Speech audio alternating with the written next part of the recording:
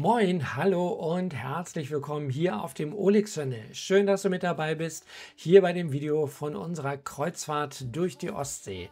Gestartet sind wir in Rostock-Warnemünde und da wir ein wenig eher angereist sind, hatten wir Gelegenheit, uns hier den Starthafen mal ganz in Ruhe anzusehen. Wir sind insgesamt 2 Tage hier gewesen. Zunächst einmal haben wir den ersten Tag hier direkt in Rostock und der Rostocker Altstadt verbracht. Das war wirklich ganz wunderbar, hat uns richtig gut gefallen. Eine schöne Stadt, schöne alte Hansestadt. Da lohnt sich auf jeden Fall mal eine Kurzreise hin, falls ihr noch nicht in Rostock wart. Oder tatsächlich, wenn ihr mal eine Reise ab Warnemünde plant, vielleicht so wie wir, einfach etwas eher anreisen und sich hier die wunderschöne Stadt anzusehen.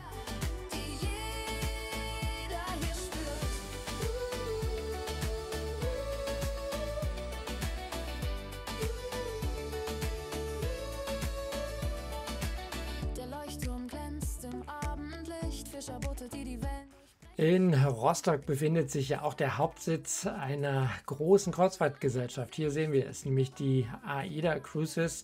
Die hat hier in Rostock ihren Hauptsitz. Auch wenn wir dieses Mal mit dem Mein Schiff unterwegs waren, haben wir gedacht, wir machen mal einen kleinen Abstecher hier vorbei.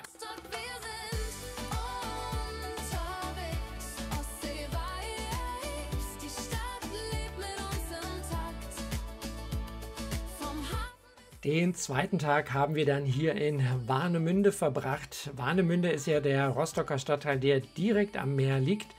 Das hat uns auch wirklich sehr gut gefallen. Ein typischer Ostsee-Badeort mit Strandpromenade, natürlich einem großen Strand, Geschäften und ganz wichtig natürlich Fischbrötchen, Buden.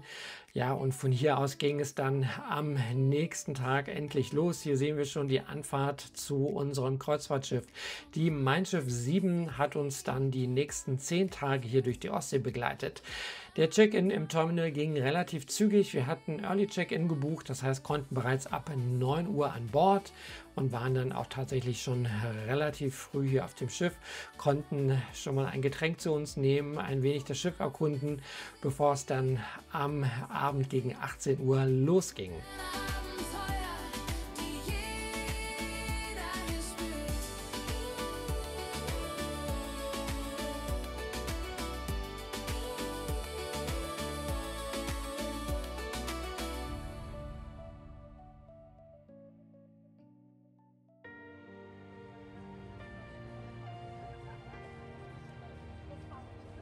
Und mit der Ausfahrt hier aus dem Hafen von Warnemünde hat unsere 10-tägige Kreuzfahrt durch die Ostsee offiziell begonnen.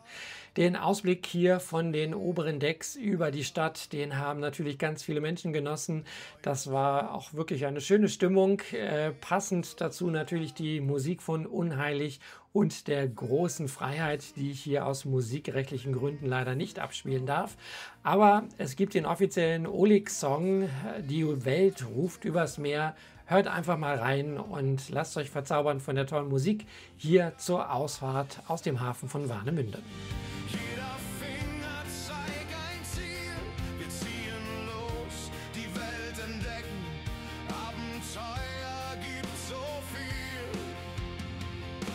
Ruft übers Meer, komm, wir folgen ihr hinterher. Träume tragen uns so weit, über Ozeane jederzeit. Die Welt ruft übers Meer und wir segeln hinterher. Freiheit spüren wir jeden Tag, unser Herz folgt Schlag für Schlag.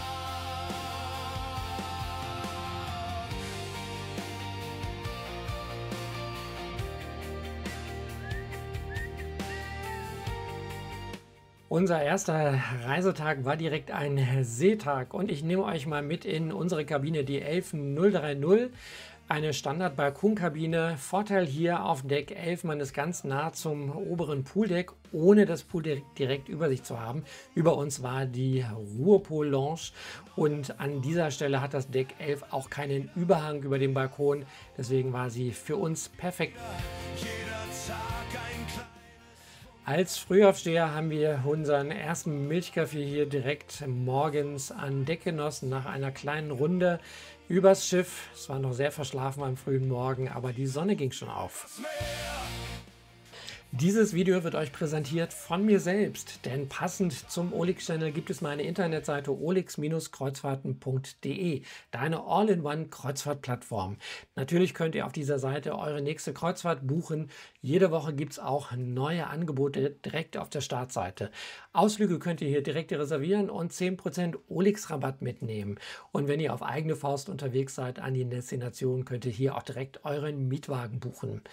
Ganz viele Tipps und Informationen gibt es ganz speziell für Erstkreuzfahrer und dazu noch passende Checklisten zum Herunterladen. So klappt die Urlaubsvorbereitung in jedem Fall.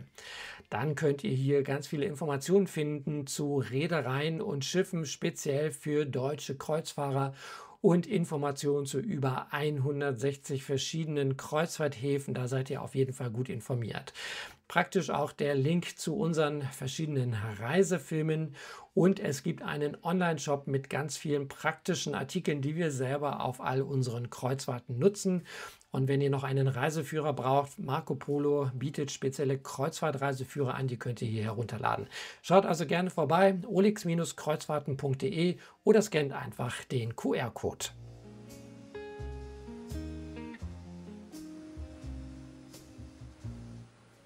Ja, hier am ersten Seetag unserer Reise konnten wir das Schiff zunächst einmal ausgiebig erkunden.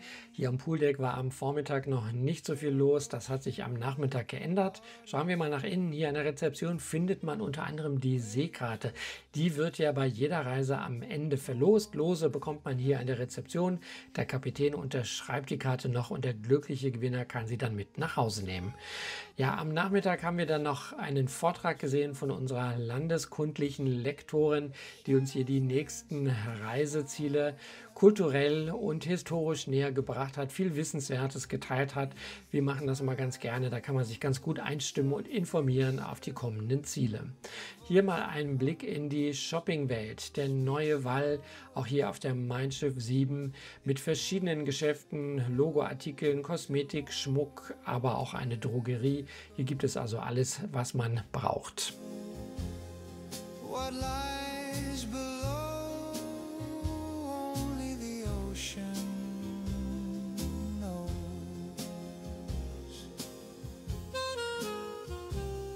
The girls cried.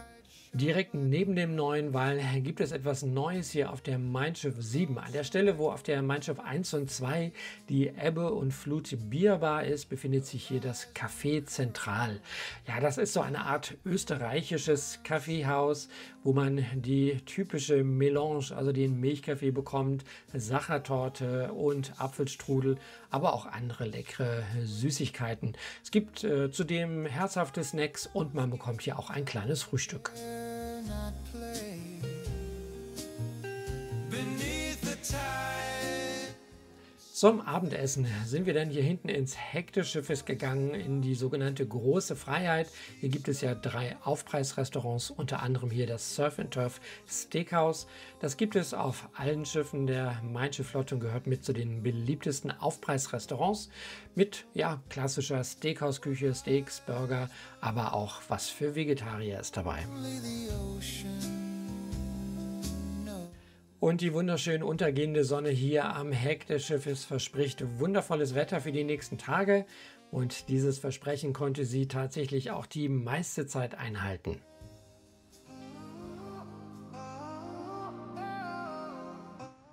Unser erster Hafenstopp war hier in Gdynia und auch wenn hier Gdansk steht, waren wir zunächst einmal im Hafen von Gdynia.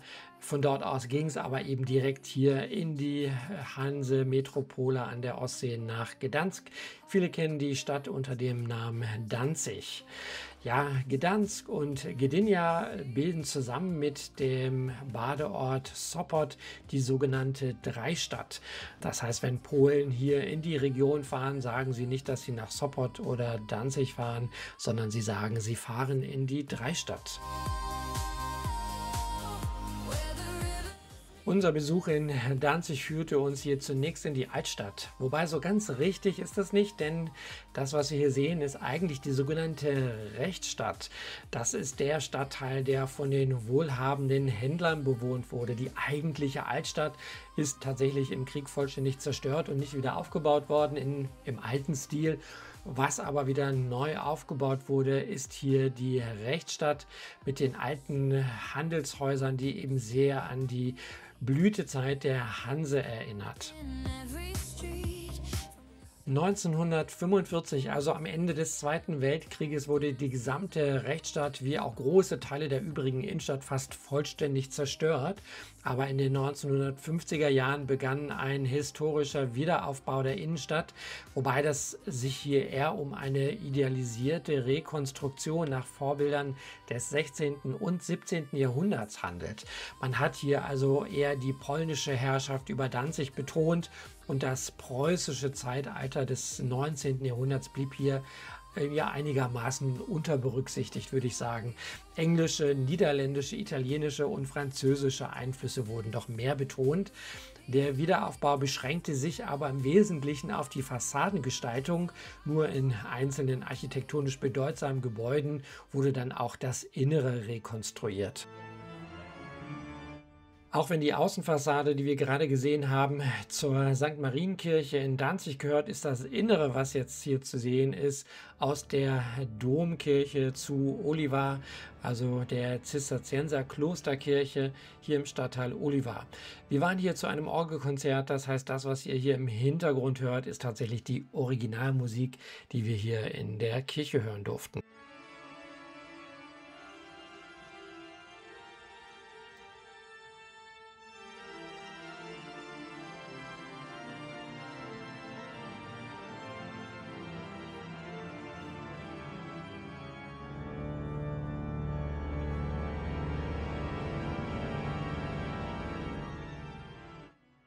Der Dom zu Oliva oder auch die Kirche der Heiligen Dreifaltigkeit geht zurück auf ein Zisterzienserkloster, welches hier im Jahr 1186 errichtet wurde. Die erste Kirche stand dann hier 1224, war eine altromanische Kirche, die allerdings über die Jahrhunderte mehrfach niedergebrannt und von den Mönchen wieder aufgebaut wurde. Und mit jedem Wiederaufbau wurde die Kirche dann etwas größer.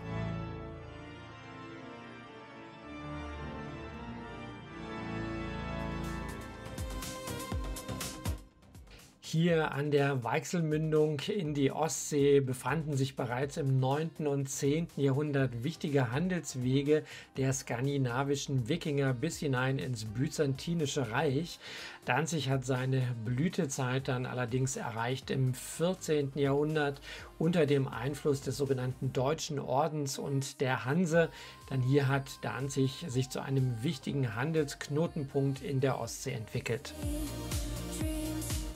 Danzig hat eine sehr bewegte Geschichte, gehörte lange Zeit früher zum preußischen Königreich, war dann auch wieder eigenständig als Freistaat Danzig, wurde später wieder Preußen zugeordnet, war dann wieder selbstständig als Freistaat. Also es ging immer hin und her mit den Eigentümern dieser Region.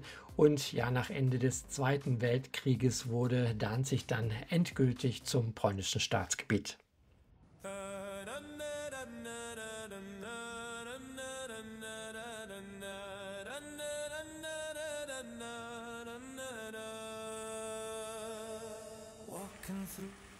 Heute sind wir in Litauen, dem südlichsten der 3 baltischen Staaten. Ja, Litauen hat Grenzen mit seinen Nachbarn Lettland, Belarus, Polen und Russland und ist von der Fläche als auch von der Einwohnerzahl das größte Land des Baltikums. Unser Schiff hat heute festgemacht hier in der kleinen Hafenstadt Klaipėda. Klaipėda ist historisch auch unter dem Namen Memel bekannt.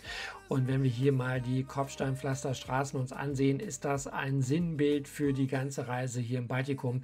Denn fast in allen Städten haben wir diese groben Kopfsteinpflasterstraßen gesehen. Also man braucht hier auf jeden Fall festes Schuhwerk und einen guten Tritt, wenn man hier solche Altstadtführungen mitmacht.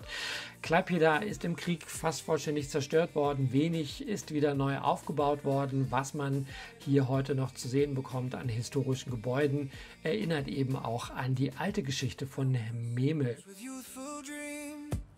Fast alle Straßen der Stadt führen wie magisch angezogen hier zum Theaterplatz. Beliebter Treffpunkt dort ist der Simon-Dach-Brunnen mit der Figur des Ännchen von Tharau. Sie war die Angebetete des Memeler Dichters Simon Dach, der er das berühmte Gedicht widmete, das später auch vertont wurde. Ja, die Innenstadt von Klaipėda ist klein und verschlafen und so hat unser kleiner Rundgang hier auch schon geendet und wir sind weitergefahren nach Palanga. Ja, Palanga ist nicht nur Litauens beliebtester Badeort, sondern gehört neben der kurischen Nährung auch zu den touristischen Besonderheiten des Landes. Zunächst einmal ging es hier in den Botanischen Garten, wirklich wunderschön angelegt.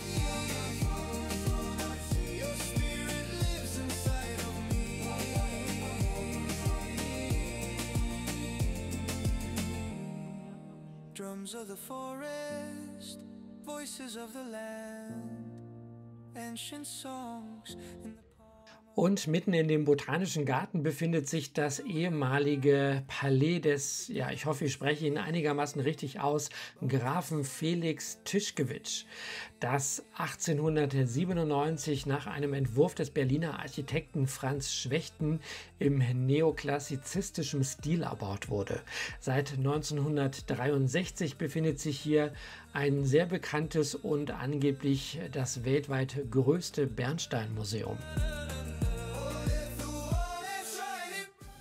Das Museum informiert über die Bildung, den Abbau und die Verarbeitung von Bernstein und zeigt praktische Anwendungsmöglichkeiten und verschiedene Varianten. Es besitzt zudem eine große Anzahl von Exponaten mit Einschlüssen sowie Muster versteinerter Baumharze aus aller Welt.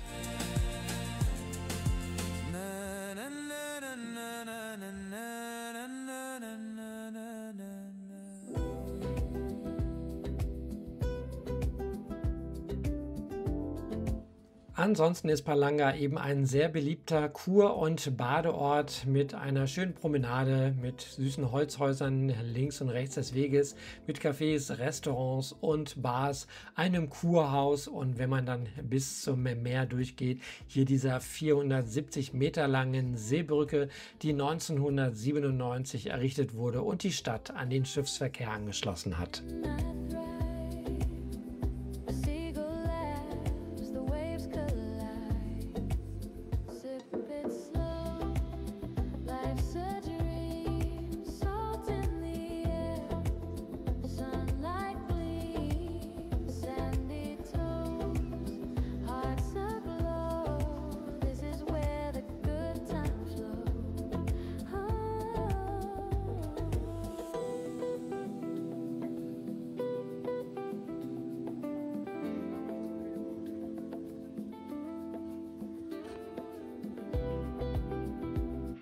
Und zurück am Hafen hatten wir hier vom Schiff aus einen wunderbaren Blick auf die gegenüberliegende Uferseite, auf die kurische Nährung, die sich hier an der Ostsee 98 Kilometer lang erstreckt. Im Süden dann von der russischen Enklave Kaliningrad bis hier nach Klaipėda, wo die Memel in die Ostsee fließt.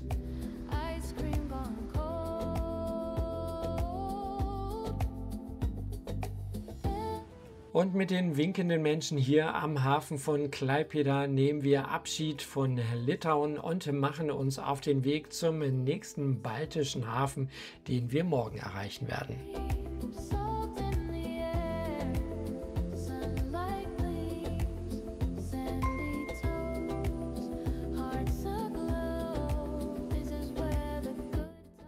Und nach einem leckeren Abendessen im Atlantik-Restaurant ging es aufs Pooldeck. Guten Abend und herzlich willkommen auf dem Pooldeck zu unserer White Night. Einen wunderschönen guten Abend, liebe Gäste, und ja, herzlich willkommen zu dem White Night.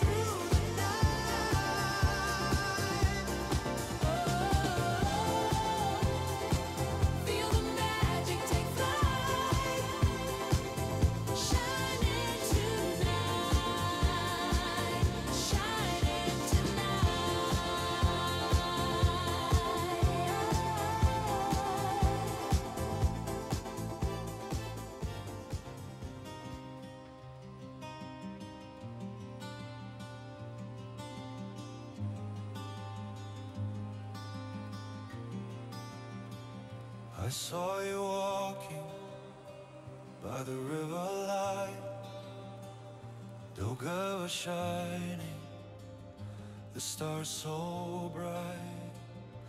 Cobblestone streets, a gentle breeze. The city whispered our destinies. Your eyes reflect. Wir haben heute festgemacht hier in Riga, der Hauptstadt Lettlands, die mit rund 800.000 Einwohnern die größte Stadt hier im Baltikum ist. Sie wird auch Metropole des Bernsteins oder Paris des Ostens genannt. Bei unserem Spaziergang hier durch die Stadt bekommen wir einen wirklich guten Eindruck von dem früheren Reichtum der alten Hansestadt hier an der Ostsee. Das Freiheitsdenkmal ist das Symbol für die nationale Souveränität Lettlands und hat sowohl die deutsche als auch die russische Besatzungszeit überstanden. Ich muss sagen, die Stadt hat mich direkt von Anfang an begeistert. Schon der Blick hier am frühen Morgen bei der Einfahrt in die Stadt auf die Skyline war beeindruckend. Aber jetzt hier die Führung durch die Altstadt, die hat einen wirklich in eine andere Zeit versetzt. Kopfsteinpflaster, kleine Gassen, das Schwarzhäupterhaus und natürlich der große Dom. Alles liegt wirklich ganz wunderbar nah beieinander und ist zu Fuß erreichbar.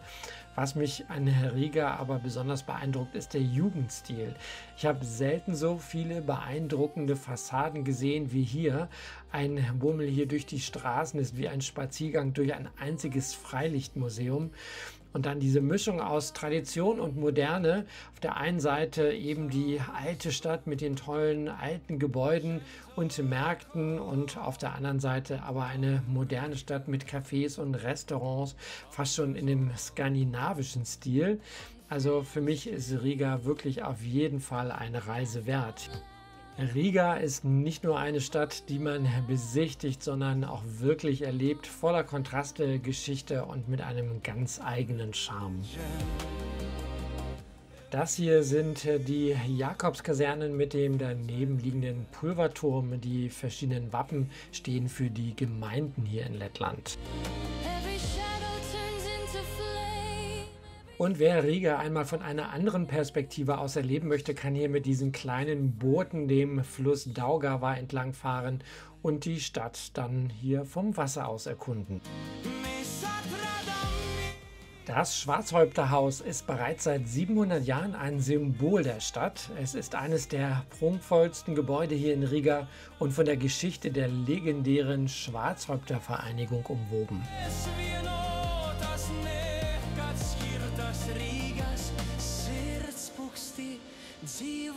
Und jetzt sehen wir ein Geschenk der Partnerstadt Bremen. Hier gibt es nämlich auch die Bremer Stadtmusikanten.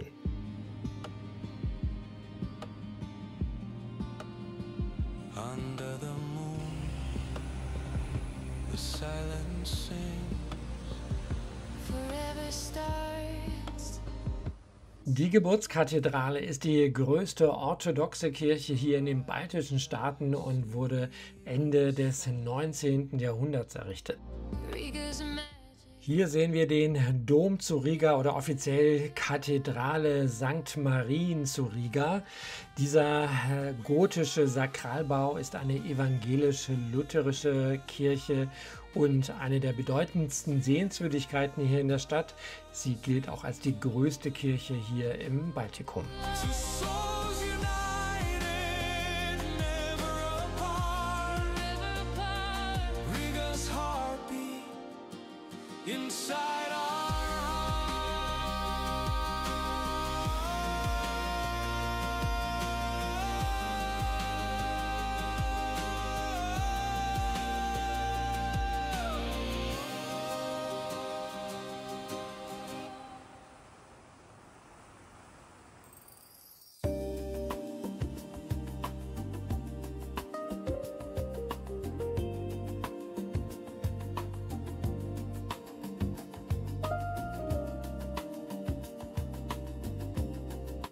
Auf dem Weg nach Estland hatten wir einen weiteren entspannten Seetag hier an Bord der Mein Schiff 7 und ich nehme euch einfach noch mal ein bisschen mit hier aufs Schiff und zeige euch die verschiedenen Bereiche. Ein kleiner Geheimtipp von mir hier, der Champagner-Treff am Heck des Schiffes, sehr gemütlich mit Blick auf die Heckwelle. Und natürlich war auch an den wunderschönen Tagen hier das Pooldeck sehr beliebt. Das Wetter war ja wirklich ganz wunderbar. Unten auf Deck 3 befindet sich dann die Rezeption, die Leselounge und an der Seite gibt es noch die Saftwerft. Hier bekommt man frische Säfte und Smoothies. Bei der Meine Reisewelt kann man seine neue Kreuzfahrt buchen und direkt 3% Onboard-Rabatt mitnehmen und ein Stückchen weiter befindet sich die Fotogalerie. Hier bekommt man dann die Bilder, die die Bordfotografen von einem gemacht haben. Die Atlantik-Restaurants haben am Abend das gleiche Menü, egal ob man unten im Atlantik Classic oder hier oben im Atlantik Mediterran zu Abend isst. Hier nochmal ein Blick in die Ruhrpol-Lounge, sehr beliebt, und natürlich auch die TUI Bar. Hier haben wir uns am Abend auch oft aufgehalten. Hier an der Queen's Gallery, also der Galerie an Bord, befindet sich noch die Art Bar. Dort bekommt man eben auch am Abend Getränke. Im ganz schön gesund Bistro wird ja ganz leichte Küche serviert, wie zum Beispiel Bowls oder Fisch. Hier im Café Zentral hatten wir ja schon mal vorbeigeschaut, aber jetzt auch mal einen Blick auf den leckeren Apfelstrudel, der auch im Reisepreis enthalten ist. Wenn man weitere Torten haben möchte, wie zum Beispiel hier diese Sachertorte, die sind dann allerdings extra zu bezahlen. Am Heck des Schiffes befindet sich hier auch auf der Mein Schiff 7 die sogenannte Große Freiheit mit mehreren Restaurants und der Diamantbar. Hier zunächst gibt es diesen offenen Bereich mit gemütlichen Sesseln, wo man sich bedienen lassen kann. Dann hier der Blick runter in den Diamanten zum italienischen Restaurant La Spezia. Wir sind an dem Abend allerdings japanisch essen gewesen im Hideki-Restaurant. Klassisches japanisches Restaurant mit ganz ausgezeichneter Küche, aber wie alles hier hinten in der Großen Freiheit aufpreispflichtig.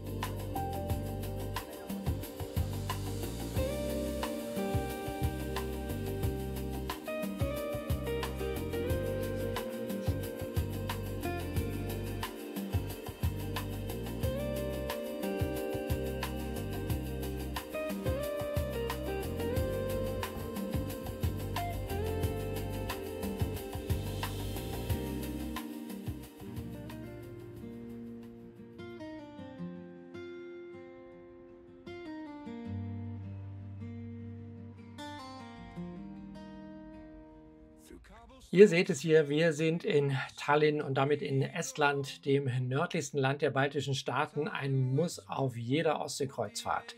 Als eine der am besten erhaltenen mittelalterlichen Städte hier in Europa wurde Tallinn von der UNESCO sogar zum Weltkulturerbe erklärt. Hier oben auf dem Domberg befindet sich die Alexander Nevsky-Kathedrale direkt zwischen dem estnischen Parlament und der Residenz des deutschen Botschafters. Benannt wurde sie nach dem russischen Nationalhelden und Heiligen Alexander Jaroslawitsch Nevsky. Side by side, our footsteps rhyme, carved forever in walls of time. The city breathes, it speaks our name through every joy. Ebenfalls hier oben auf dem Domberg befindet sich die bischöfliche Domkirche der Heiligen Jungfrau Maria zu Tallinn oder eben kurz der Dom von Tallinn.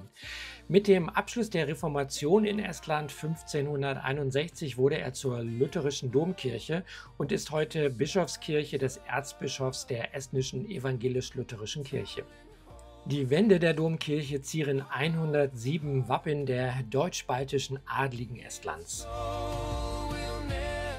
Hier oben auf dem Domberg gibt es auch verschiedene Aussichtspunkte, von wo aus man einen wunderbaren Blick auf die Unterstadt und damit eben einen schönen Blick hier über Tallinn hat. Im Hintergrund sieht man sogar unser Schiff, die Mein Schiff 7. Von hier oben gibt es wirklich schöne Fotomotive, lohnt sich auf jeden Fall, einen der Aussichtspunkte hier aufzusuchen. Und bei einem Spaziergang hier durch die Oberstadt sieht man sie wieder, die Kopfstein-Pflasterstraßen. Ich habe ja gesagt, sie werden uns hier überall im Baltikum begegnen, so auch hier in Tallinn beim Spaziergang durch die Oberstadt. Rise and fall, yet they still stand tall. Now they witness you and me. A love as endless as the sea. The city breeze. Hier sehen wir einen Teil der Revaler Stadtbefestigung. Tallinn hieß früher ja einmal Reval und diese Stadtmauer hier wurde errichtet in der zweiten Hälfte des 13. Jahrhunderts, wobei der Ausbau der Befestigungsanlage sich ja über 300 Jahre hingezogen hat.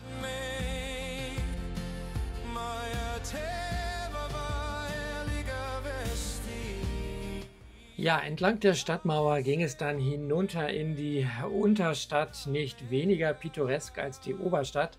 Und dort sind wir zunächst in eine kleine Kirche gegangen, die sogenannte Heilig-Geist-Kirche, ein einfacher Kirchenbau. Was dort besonders war, wir haben ein kleines Konzert traditionell estnischer Musik bekommen.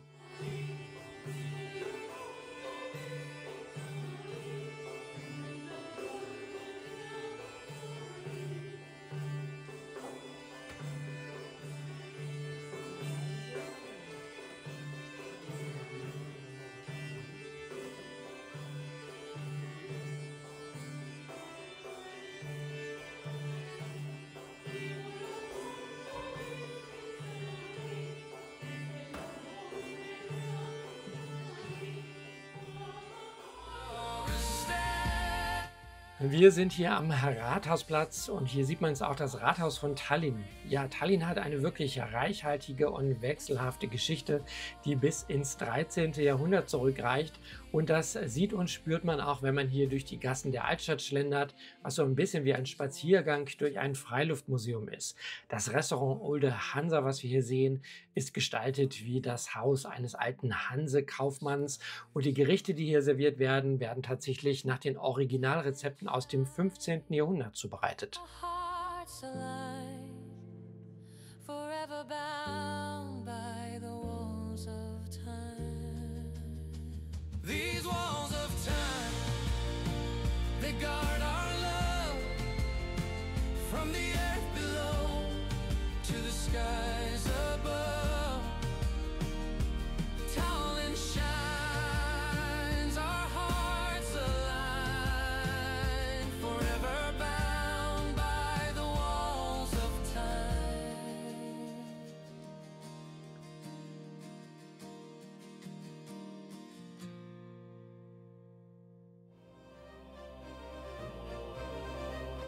Nachdem wir hier die Altstadt verlassen haben, ging es weiter zum sogenannten Tallinner Sängerfeld. Das ist ein Symbol der estnischen Nationalität und Veranstaltungsort für Liederfeste und Open-Air-Konzerte. Unter dem Sängerbogen finden bis zu 15.000 Sänger Platz und hier auf dem Feld können 100.000 Zuschauer den Konzerten folgen. Die in der Liste der estnischen Kulturdenkmäler aufgenommene Sängerbühne wurde 1960 fertiggestellt und ist ein Beispiel der sowjetischen Architektur hier in Estland. Die einzigartige Bogenkonstruktion bietet eine natürliche und kraftvolle Akustik.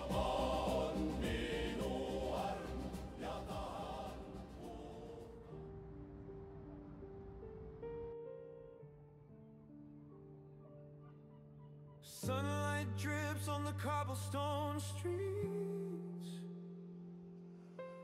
Bikes are humming in a city heartbeat. Ice cream melts too fast,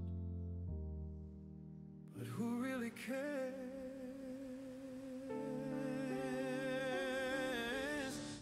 Wir sind heute in Finnland. Ihr seht es hier in der Hauptstadt Helsinki. Und was hier von außen so unscheinbar wirkt, ist eines der Highlights der Stadt, nämlich die Felsenkirche. Die Felsenkirche hier in Helsinki ist ein Bauwerk, das in dieser Form tatsächlich einzigartig ist. Tief in Granitgestein gehauen ist dieses Gotteshaus in vielerlei Hinsicht absolut beeindruckend und ein architektonisches Meisterwerk. Die unbehauenen Felsenwände im Inneren, die Orgel und das von 180 gläsernen Fenstern umrahmte Kupferdach stellt ein stimmiges Ensemble dar. Ein absolutes Highlight hier ist die Akustik in der Felsenkirche, weshalb hier neben Gottesdiensten häufig auch Konzerte stattfinden.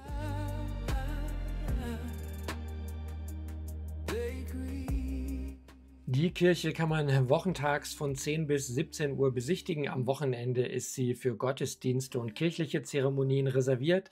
Der Eintritt kostet 4 €, kann man im Vorfeld online reservieren, die Tickets, dann geht der Einlass relativ schnell.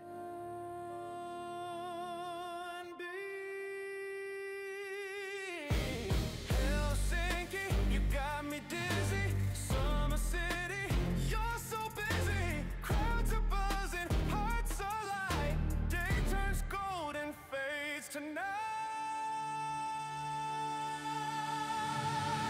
A stranger hands me a flower. No name. I laugh and play.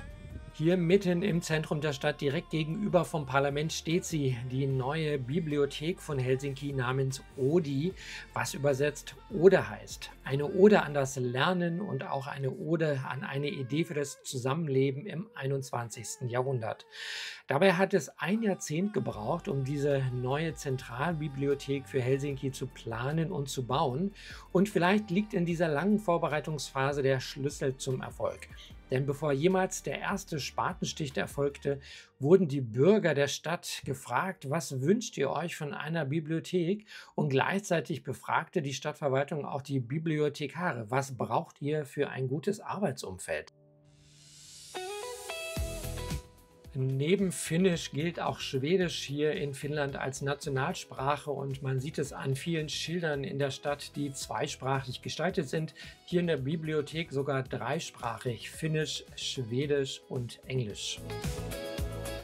Der beeindruckende Hauptbahnhof von Helsinki wurde im Jahr 1919 eröffnet und vom Architekten Eliel Saarinen entworfen. Sein Stil verbindet nationale Romantik mit Elementen des Jugendstils. Die Stadt wurde unter dem schwedischen Namen Helsingfors im Jahr 1550 während der schwedischen Herrschaft gegründet, blieb aber lange Zeit unbedeutend. Kurz nachdem Finnland unter russische Herrschaft gekommen war, wurde Helsingfors 1812 zur Hauptstadt des neu gegründeten Fürstentums Finnland bestimmt und löste so Abo, das heutige Turku, als wichtigste Stadt des Landes ab. Der offizielle Gebrauch des finnischen Namens Helsinki begann erst 1819. Der Dom zu Helsinki ist die Kathedrale des lutherischen Bistums Helsinki. Er wird allerdings auch gerade renoviert. Er liegt hier direkt am Senatsplatz. So soll der Dom dann mal aussehen, wenn die Renovierungen abgeschlossen sind.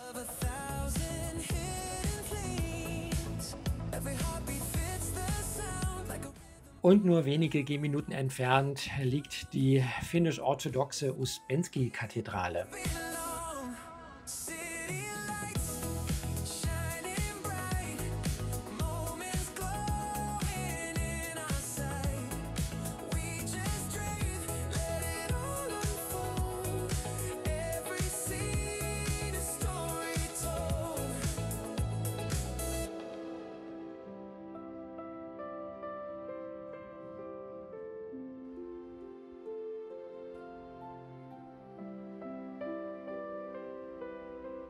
Am nächsten Morgen erwartete uns etwas ganz Besonderes, nämlich die Fahrt hier durch die Stockholmer Scherengärten. Die Scherengärten bestehen aus ungefähr 30.000 Inseln, Scheren und Felsen, die sich bis zu 80 Kilometer hier östlich vom Stadtzentrum in die Ostsee hinein erstrecken. Die morgendliche Fahrt mit unserem Schiff hier ganz still durch die Scherengärten, das war schon etwas ganz Besonderes und hat eine wunderbare Stimmung gebracht. Ich überlasse euch hier mal diesen wunderbaren Bildern von unserer Fahrt durch die Scherengärten.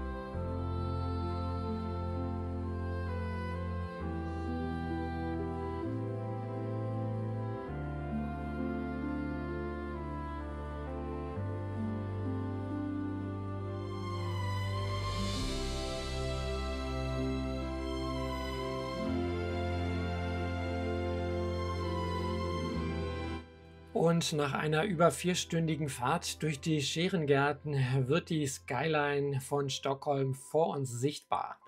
Ja, die Stadt steht auf 14 Inseln und wird auch Venedig des Nordens genannt. Der Name Stockholm geht auf das altschwedische Stocker und Holme zurück. Stocker heißt so viel wie Baumstamm und Holme kleine Insel.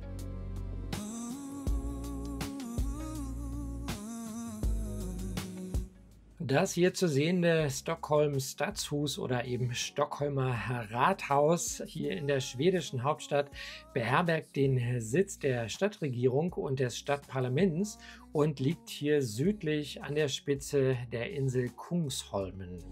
Islands shining, calm and wide. Heartbeat flowing with the tide. Every corner feels alive. Moments here will never hide. In this rhythm we belong. Sweden sings a gentle song. Under northern light, we're free. Shadows fade, it's you and me. City sparkles, rivers glow. Sweden whispers soft. Nach einer kurzen Weiterfahrt, unter anderem hier vorbei am ABBA-Museum, ging es nach Gamla stan, also der Altstadt von Stockholm. Die Altstadt Stockholms liegt übrigens auf der Insel Stadsholmen.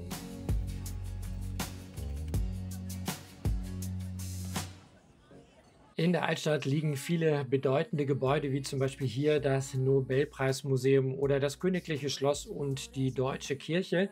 Die meisten sind aber fasziniert hier von den vielen kleinen, engen Gassen der Altstadt, den schönen historischen Giebelhäusern, zum Teil eben auch mit deutscher Geschichte, den kleinen Plätzen, Cafés, Restaurants, Galerien und Kunsthandwerkgeschäften. Fika ist die schwedische Kaffeekultur und hier in diesem kleinen Café gab es das eben, Kaffee und die typisch schwedischen Kanelbüller, also das schwedische Zimtgebäck. Free shadows fade, it's you and me. City sparkles, rivers glow. Sweden whispers soft and slow. Under northern light, so true. Every day feels born anew. Stockholm's calling, can't you see? It's a part of you and me. From the old town to the sea, every sight's a melody. Sweden holds a gentle key to the soul's simplicity.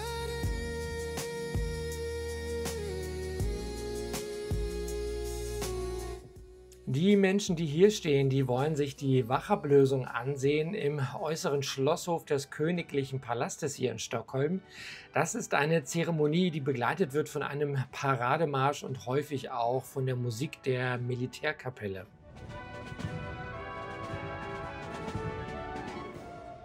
Rivers glow. Sweden whispers soft and slow. Under northern light. Ein Zeichen der deutschen Geschichte von Stockholm ist unter anderem hier die Deutsche Kirche der St. Gertrudsgemeinde. Die Kirche gehört zwar offiziell zur schwedischen Kirche, ist aber eine deutschsprachige Gemeinde. Every sight's a melody. Sweden holds a gentle key to the soul's simplicity. Stockholm hat noch viel mehr zu bieten als das, was hier in dieses kurze Video passt und steckt voller Überraschungen. Stell dir vor, in Gamla Stan, also der Altstadt, gibt es eine Gasse, die gerade einmal 90 cm breit ist. Und während du in der U-Bahn fährst, reist du eigentlich durch die längste Kunstgalerie der Welt, denn überall in den Bahnhöfen gibt es Kunstwerke. Und ein großes Highlight ist auch, dass man in nur ein paar Gehminuten vom Königspalast entfernt im Nationalstadtpark Rehe und Wildschweine finden kann. Und das hier mitten in der Hauptstadt. It's a part of you and me. Ja, das war der letzte Hafenstopp dieser Reise. Hier mit der Ausfahrt aus Stockholm und wieder durch die Scherengärten hat sich dann das Wetter auch ein wenig eingetrübt. Hier es hat geregnet. Nichtsdestotrotz war die Ausfahrt hier aus der Stadt wieder ein absolutes Highlight, auch bei dieser etwas regnerisch trüben Stimmung. Wir haben es auf jeden Fall genossen und schaut euch hier diese schönen Bilder von der Ausfahrt aus Stockholm an.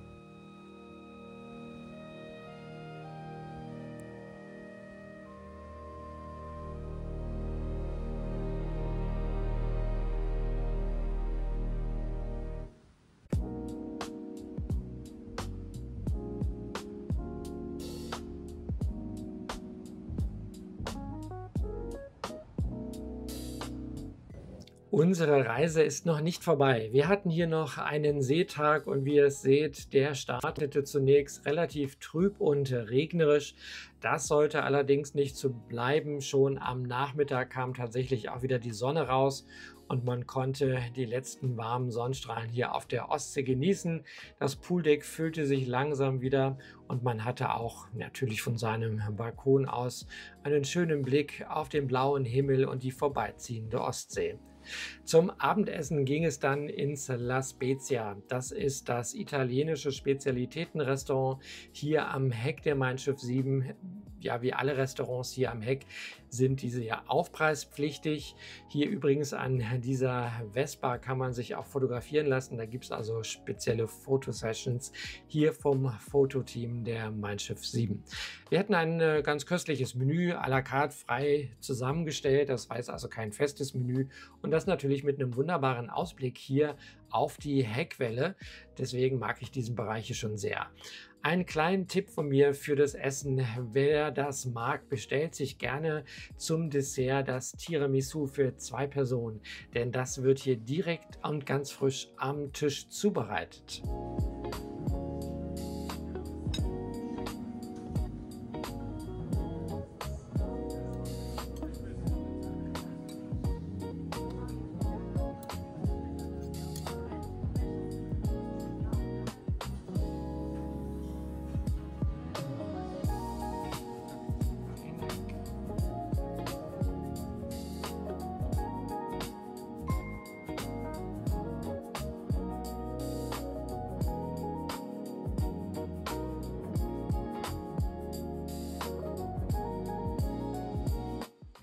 Am frühen Morgen sind wir hier wieder in Rostock-Warnemünde eingefahren und damit ist zumindest unsere Schiffsreise zu Ende gegangen. Allerdings war diese Reise insgesamt noch nicht zu Ende, denn für uns ging es noch weiter nach Hamburg. In Hamburg liefen an diesem Wochenende die sogenannten Hamburg Cruise Days und das war für uns natürlich eine praktische Gelegenheit, auf der Heimfahrt noch einen kleinen Zwischenstopp einzulegen. Fischer rufen, Möwen ziehen, hier beginnt mein Herz zu stehen. Von der Alster bis zum Hafen, überall ein neues Bild. Jeder Ton, den du mir gibst, macht mein Herz so still. Hamburg, meine Seele, du bist mein Hafen, mein Zuhause. Hamburg, meine Seele, ich atme Freiheit in dir aus, zwischen Kiez. Die Hamburg Cruise Days sind das größte Kreuzfahrtfestival der Welt und verwandeln den Hafen alle 2 Jahre in eine Bühne der absoluten Superlative. Hier an dem Wochenende vom 12. bis 14. September 2025 liefen insgesamt 8 Kreuzfahrtschiffe ein, darunter auch die Aida Perla, die Mein Schiff 4 und die MSC Preziosa. Ja, und abends wird der ganze Hafen beleuchtet in ein magisches Blau, der sogenannte Blue Port. Das ist eine Lichtinstallation, die Brücken, Terminals und Schiffe in Szene setzt. Mit dem Wind hinaus. Ja, hier entlang der Hafenmeile locken Stände, Shows, Kulinarik und die Reedereien selbst mit Inspiration für die nächste Kreuzfahrt. Und wenn du Inspiration brauchst oder deine nächste Kreuzfahrt buchen möchtest, schau gerne vorbei auf meiner Internetseite olix-kreuzfahrten.de. Hier findest du alle Informationen und Buchungsmöglichkeiten. Ja, und hiermit geht dieses Video über unsere Ostseekreuzfahrt mit der Mein Schiff 7 zu Ende. Ich hoffe, es hat gefallen. Falls ja, hinterlasst mir gern einen Daumen hoch und abonniert diesen Kanal, sofern ihr es noch nicht gemacht habt. Damit darf ich mich verabschieden und es bleibt mir Danke zu sagen fürs Zuschauen. Euer Guido vom Olix Channel. Still am Morgen trägt die Stadt auf sanften